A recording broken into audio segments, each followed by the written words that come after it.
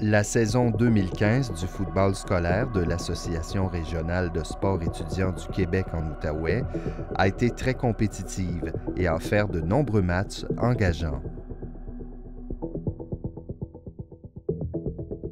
Dans la catégorie juvénile, les 3 équipes de tête ont connu seulement une défaite au cours de la saison régulière. Ces données ont permis de présager des séries éliminatoires serrées et une finale comme on n'en a jamais vu depuis la venue du football dans la Ligue.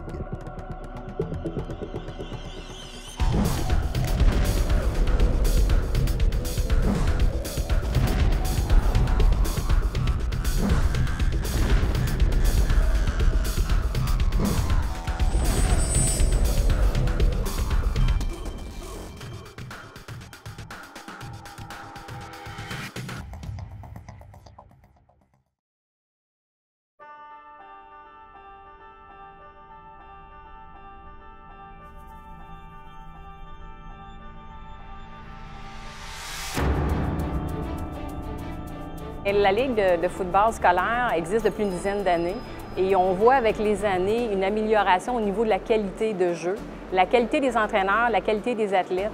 Les jeunes, c'est assez impressionnant parce que quand il y a d'autres qui viennent voir, ils disent on ne pensait pas que la qualité est là au niveau du secondaire. Parce que c'est quand même des jeunes du secondaire, là. La finale de chaque division est disputée au stade de l'école secondaire Mont-Bleu depuis la construction de la surface synthétique. On a choisi Mont-Bleu pour un terrain neutre, puis on réserve le terrain pour qu'on puisse faire nos finales, toutes nos finales dans la même journée. Donc c'est un endroit, un terrain synthétique qui est un très beau terrain. On a des estrades aussi qu'on peut accueillir les spectateurs. Donc c'est plus central aussi. Et étant donné que c'était pas mal le seul terrain qui est disponible au niveau du football, c'est sûr que là, ça va changer, mais dans les dernières années, on a fait ça au Stade Mont-Bleu pour faire un genre d'happening aussi pour le football. Mais comme l'an prochain, ça se fait à Ondarse-Gamelin parce qu'ils ont un nouveau terrain synthétique. Et l'autre année après, ça va se faire au Carrefour. Ce stade a été l'hôte des Tigres de ESHG pour la finale régionale cette année pour la 6e fois. Ce fut sans aucun doute la finale la plus prenante de ces 6 dernières années.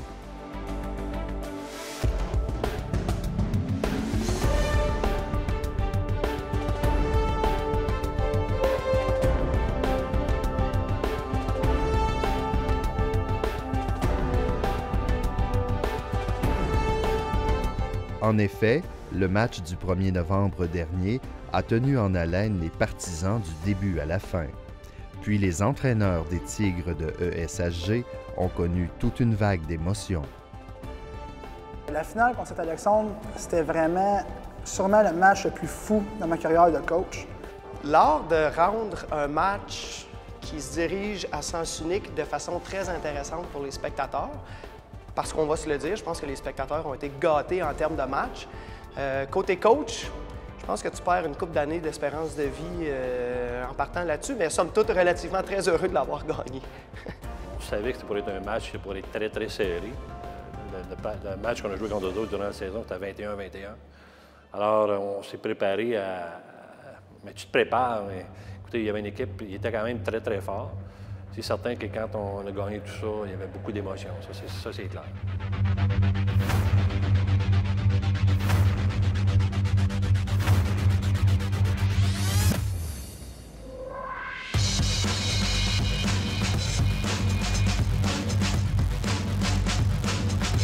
Le premier quart en est un d'ajustement. Les 2 équipes cherchent à mettre en œuvre une offensive pouvant déjouer leur adversaire.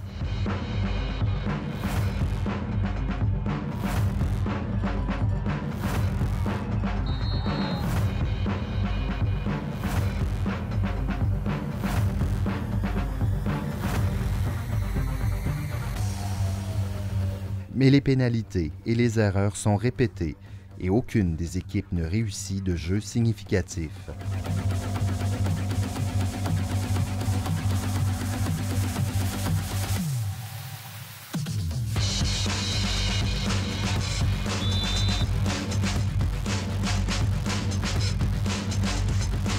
petits gars et les entraîneurs, on a confiance qu'on peut gagner, on a confiance à nos collègues, à nos joueurs, à nos frères.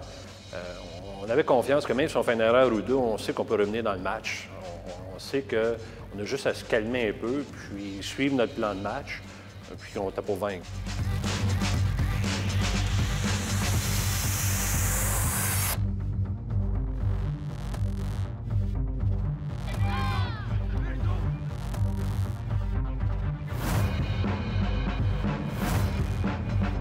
À leur seconde possession, le quart Brandon Gourgon est intercepté.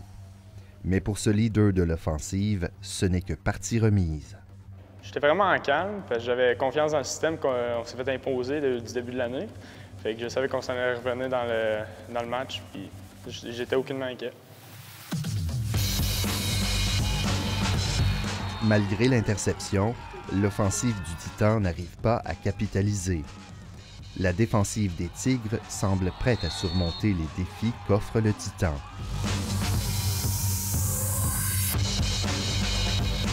Jouer défensivement, c'est très simple. Tu domines.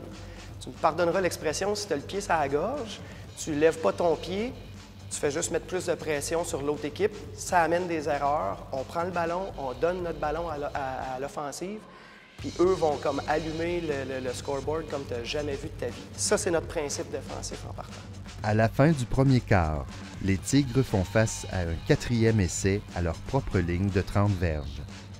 Fidèles à leurs habitudes de ne jamais dégager le ballon, Coach Roy demande un temps d'arrêt. Il décide donc d'y aller avec une course par l'extérieur, mais Jérémy Pilote n'arrive pas à franchir les 15 verges nécessaires pour obtenir le premier jeu. Le Titan est donc en excellente position pour marquer le premier toucher de la partie au tout début du deuxième quart.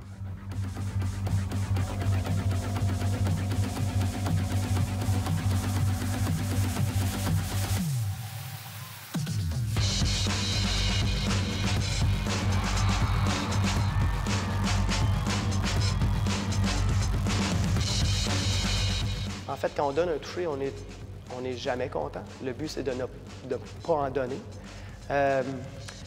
Les ajustements, on en a fait plusieurs. Dans le cas, suite à ce toucher-là qui a été donné par la passe, je pense qu'il fallait rassembler les demi-défensifs. Il faut avoir une mémoire très courte quand on joue demi-défensif. Tu vas faire des erreurs, c'est correct. Tu tournes la page, tu passes à l'autre jeu. On réajuste les responsabilités de qui. On a revu les lectures de qui a quoi dans quelle situation. Puis la série d'après, on retourne, on prend notre boîte à lunch, puis on retourne travailler. Quand ils ont fait le toucher, c'est sûr qu'on savait qu'on devait se retrousser les manches puis marquer à notre tour. Mais vous savez, comme on dit tantôt, ça fait partie de la game. Je pense qu'on commence à savoir qu'est-ce qu'on a besoin de faire pour gagner.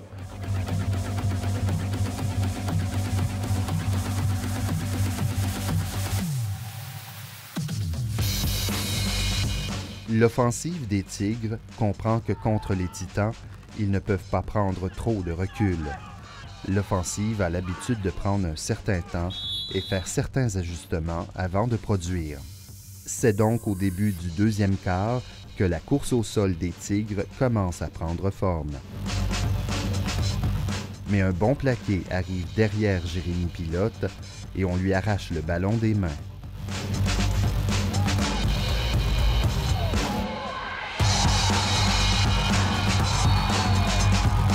Je n'étais pas surpris que l'offensive, qu'on parte lentement à l'offensive. C'était notre marque de commerce toute l'année. Vous savez, quand une équipe a une ligne offensive de notre grosseur, sur un match de 4 quarts, on va avoir le dessus un moment ou l'autre. C'est sûr, certain. Si la défensive, elle nous gardait dans le match comme qu'elle a fait, nous, je sais qu'on allait les avoir à l'usure.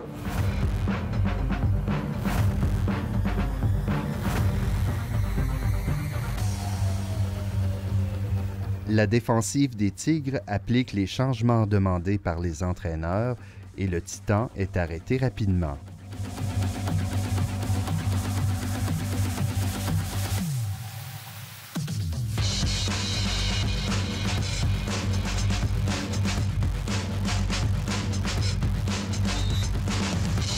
Les Tigres ne ratent pas leur chance sur la prochaine séquence.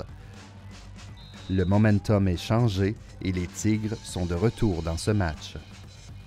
Les gars, au début, étaient vraiment stressés. Puis après le premier quart, le stress avait descendu. Les gars ils étaient plus concentrés.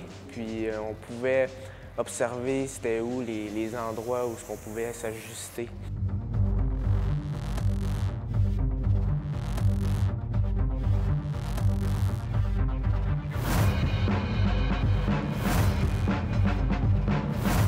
Pour finaliser la séquence, Gourgon rejoint Legault dans le fond de la zone des buts avec une passe parfaite. Je courais à droite, j'avais vu une couple de gars qui me fonçaient dessus, puis j'ai eu la passe tout de suite sur Jacob. Je l'ai vu, j'ai fait de la passe. On a marqué des points, puis c'était un feeling qui faisait du bien à avoir entre mon partenaire. Vous savez, quand tu es coordonnateur offensif, ta première préoccupation, malgré que tu as eu pas mal de succès depuis un bout de temps, est-ce que tu es capable de marquer des points? De quelle façon ils se sont ajustés à ton offensive? Alors, quand tu fais un toucher pour commencer le match, tu es très soulagé. Tu sais que tu peux performer, puis tu sais que tu peux marquer contre eux. À leur prochaine possession, les Titans font une autre erreur et le ballon revient à l'offensive des Tigres.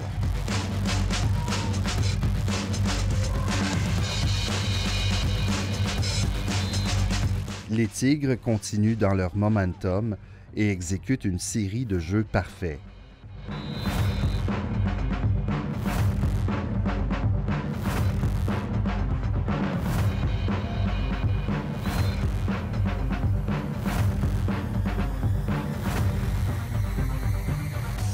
Avec le ballon entre les mains du porteur Jérémy Langevin, ils comptent leur second toucher de la partie.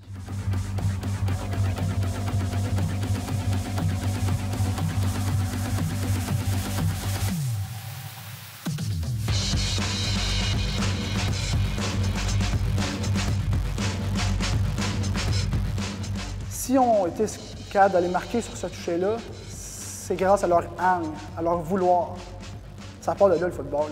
Mon but, quand je prends le ballon, c'est suivre mes gars de ligne, puis tout ce que je veux, c'est dépasser la ligne. La défensive des Tigres est toujours aussi solide. Les Titans sont forcés de dégager et l'équipe de ESHG est prête à prendre les devants de façon significative. Une pénalité de la part du Titan et des jeux de course de la part de Jérémy Langevin et Emmanuel Brochu ramènent les Tigres en position de marquer. Puis, la série se termine de façon remarquable avec un jeu où talent et chance convergent pour un autre 6 points au tableau.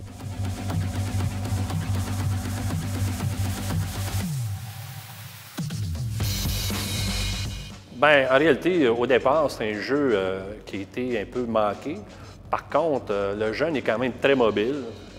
Il a su se démarquer, puis une vision vraiment exceptionnelle sur ce qui se passe en avant de lui. Il a fait un jeu tout à fait exceptionnel. Il ne faut quand même pas oublier que le receveur s'est quand même libéré. Alors, en tout et partout, hein, au départ, c'est un jeu qui est un petit peu raté. Le résultat final était quand même exceptionnel, puis le jeune a lancé un ballon assez impressionnant.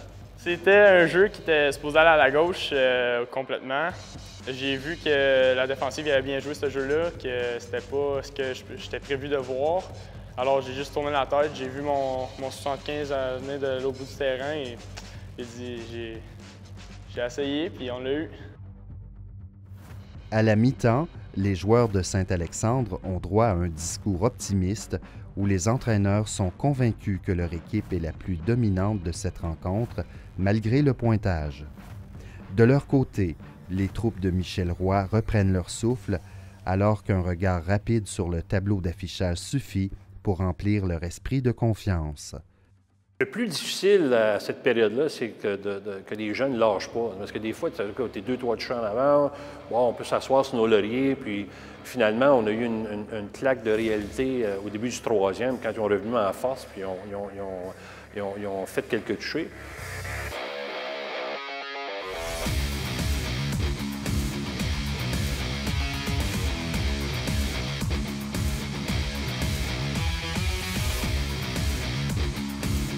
Au retour sur le terrain, le spectacle présenté donne raison aux entraîneurs du Titan. Une longue passe et quelques jeux plus tard, l'équipe s'apprête à revenir s'inscrire au tableau.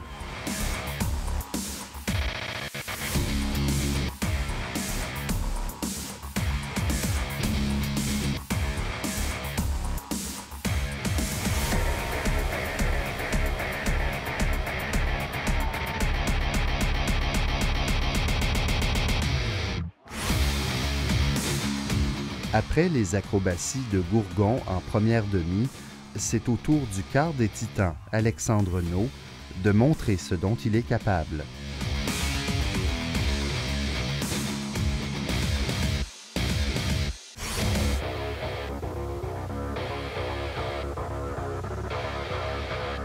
Le jeu de transformation est réussi et les Titans se rapprochent de leur adversaire au tableau avec un pointage de 21-14.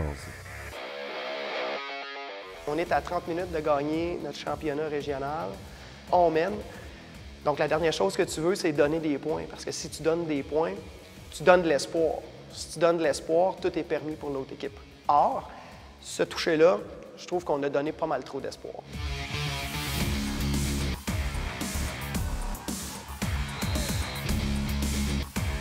À la prochaine séquence, la défensive de Saint-Alexandre est déterminée à continuer dans la même veine que son offensive. La première demi est déjà oubliée et les joueurs se serrent les coudes pour arrêter les Tigres en 4 jeux. Le momentum semble définitivement changer. L'offensive du Titan est de retour sur le terrain et exécute une série de jeux au sol. Au troisième essai, le numéro 20, Pierre-Alex Bouchard, perce la ligne défensive des Tigres et court plus de 40 verges pour un toucher. Mais la chance est du côté des Tigres. Une pénalité est appelée et le jeu est renversé. Puis, lorsque le Titan essaie de répéter ses actions, Alex Villeneuve des Tigres vient briser toute possibilité en interceptant le ballon.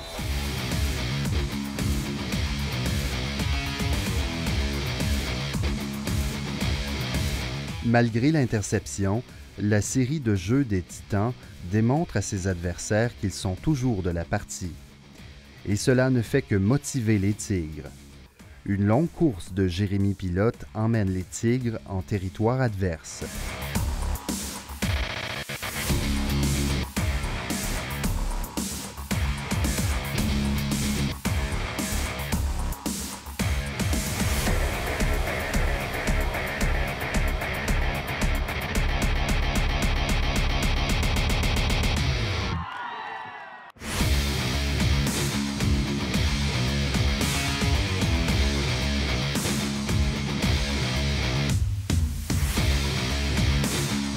Coach Roy appelle un jeu de passe. Gourgon regarde pour ses receveurs le temps d'une seconde, puis entreprend de porter le ballon lui-même pour un autre 6 points.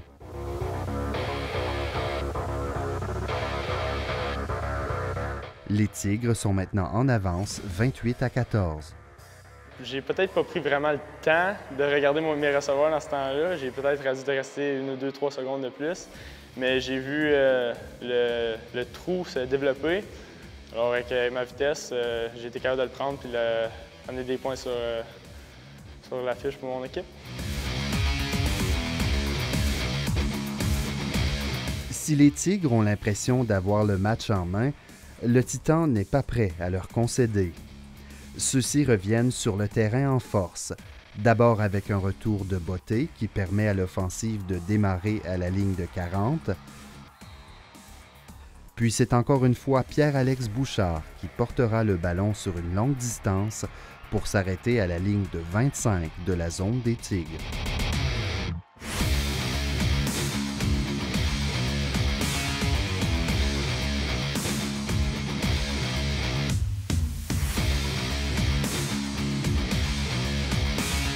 Mais les Tigres demeurent solides. Puis, une pénalité pour rudesse contre l'équipe de ESHG donne un premier essai aux Titans à la ligne de 1 verge.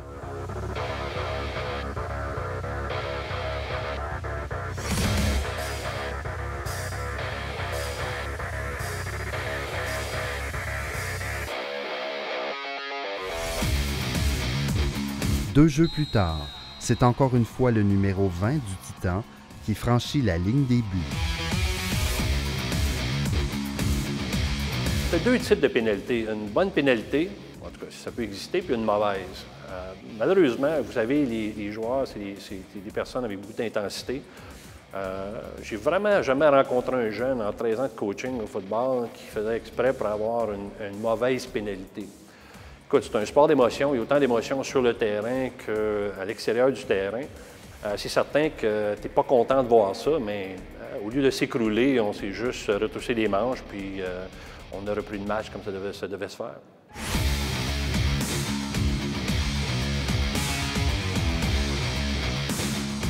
Pour contrer la pression des Titans, les Tigres connaissent la recette. Battre son adversaire à l'usure. Coach Roy y va de jeu de course pour conserver le ballon entre les mains de ses joueurs et ainsi épuiser le maximum de temps. Peu à peu, les porteurs de ballon, Langevin, Pilote et Brochu feraient leur chemin jusqu'au bout du terrain.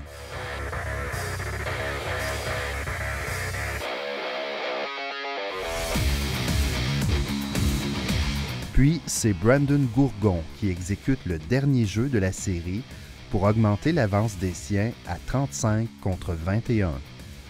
Les efforts de Langevin et ses coéquipiers ont peut-être permis d'augmenter l'avance des Tigres, mais la défensive ne réussit pas à garder intacte cette zone de confort et l'offensive ne peut qu'observer le travail du Titan depuis les lignes de côté.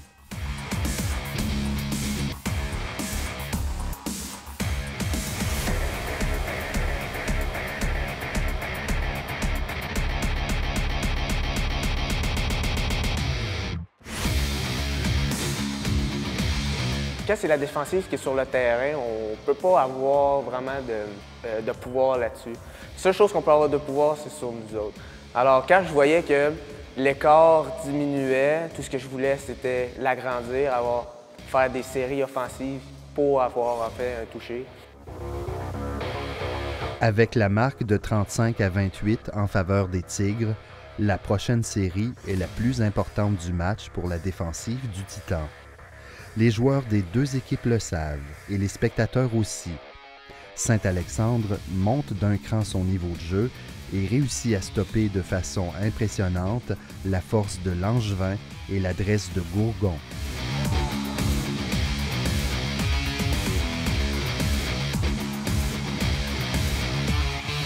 Le sort du Titan est maintenant entre les mains d'Alexandre Naud et ses coéquipiers de l'offensive. Il suffira d'une longue passe suivie d'un jeu de course pour enfin compléter ce retour de l'arrière et égalir le pointage à 35. Dans les estrades, la foule est en feu, tout comme les joueurs du Titan. De leur côté, les joueurs de l'équipe d'Ormisdas-Gamelin sont sous le choc. Mais l'équipe d'entraîneurs se regroupe après les émotions initiales. Ils savent qu'avec le temps au tableau, ils peuvent toujours remporter ce match et éviter la prolongation. Bien, écoutez, quand ils ont 35-35, vous savez, on a fini le premier match 21-21, alors c'était pas une grande surprise. C'est certain que dans ces matchs-là, tu aimerais ça éviter d'aller en surtemps, mais c'est la réalité du sport. Puis je pense que ça a ajouté énormément de piquant au match.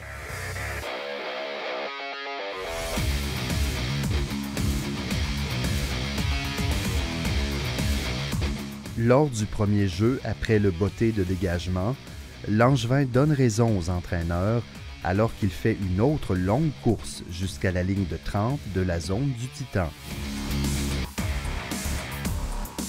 Si près des buts, il semble inévitable que les Tigres sortiront vainqueurs de ce match. Mais la défensive du Titan impressionne une fois de plus et arrête les Tigres à la ligne de 15 verges sur un 3e essai.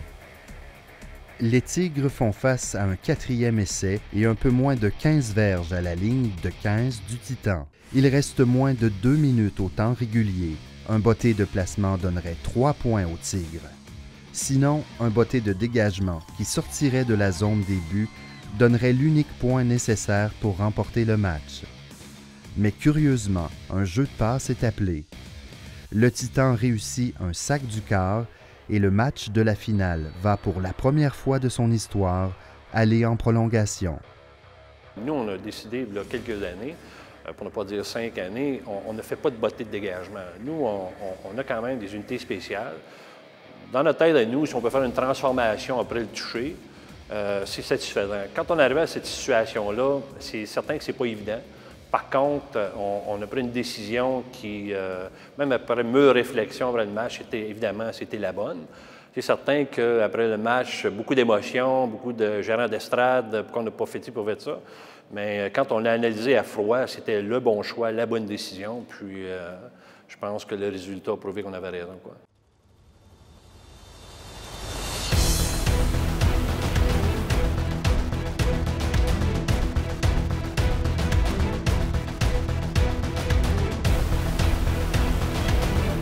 En prolongation, chaque équipe part tour à tour de la ligne de 35 et essaie de marquer.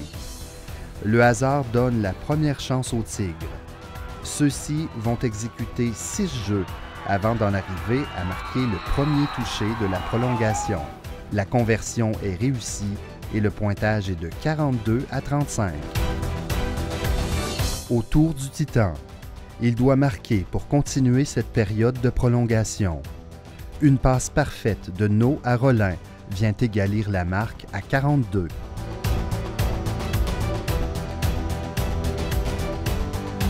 En deuxième ronde de prolongation, c'est le Titan qui a la chance de commencer.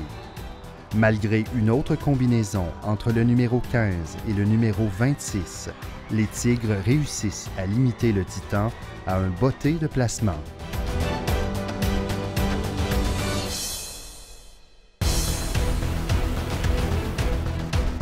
La marque est maintenant de 45-42 pour le Titan. Les Tigres doivent égalir ou dépasser les 45 points du Titan. C'est sans surprise qu'au troisième jeu de cet échange de prolongation, Jérémy Langevin a l'honneur de porter le ballon pour franchir une dernière fois la zone des buts et ainsi donner la victoire aux Tigres de ESHG.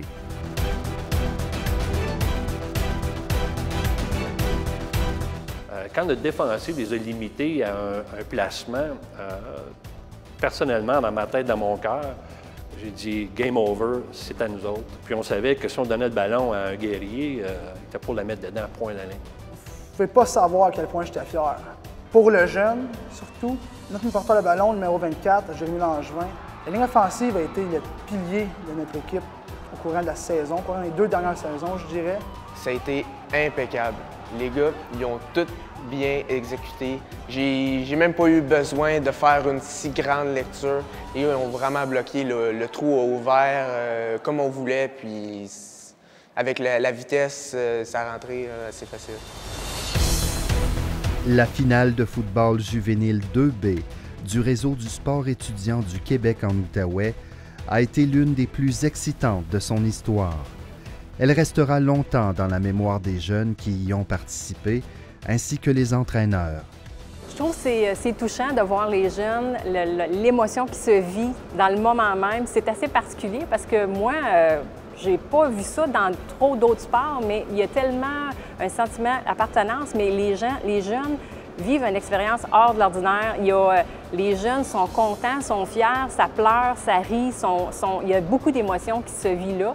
Les Tigres de ESHG sont encore une fois champions pour l'année 2015. Et pour couronner le tout, l'équipe s'est rendue au bol d'or et a remporté les grands honneurs. Un exploit que l'équipe juvénile n'avait toujours pas réussi. Après autant de succès, les joueurs et entraîneurs peuvent maintenant prendre un peu de temps et réfléchir à leur saison historique. Et pourquoi pas penser aux défis qui les attendent pour 2016.